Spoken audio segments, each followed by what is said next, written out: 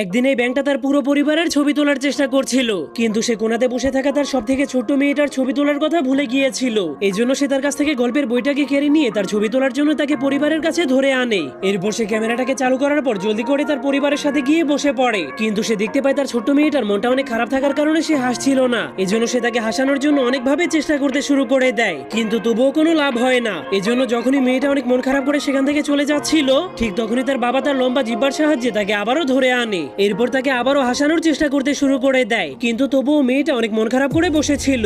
এই জন্য তার বাবা তার উপর অনেক রেগে ভুলবশত একটা পুতুলের মাথাকে ভেঙে ফেলে, যা দেখার পর তার সবগুলো বড় মেয়ে অনেক ভয় পেয়ে কান্না শুরু করে দেয়। কিন্তু তখনই ছোট মেয়েটা তাদের এই অবস্থা দেখে হাসতে শুরু করে দেয়। তখন তাদের বাবা সবাইকে শান্ত করার চেষ্টা করছিল, কিন্তু যখনই সে দেখতে পায় তার ছোট্ট মেয়েটা হাসতে শুরু করেছে, তখনই সে জলদি করে তার মেয়ের কাছে গিয়ে একটা ছবি তুলে নেয়। কিন্তু যখনই তার ছোট্ট মেয়েটা বুঝতে পারে সে হেসে দিয়েছে, তখন সে থেমে যায়। এরপর তাদের বাবা সেই ছবিটাকে এডিট করে তাদের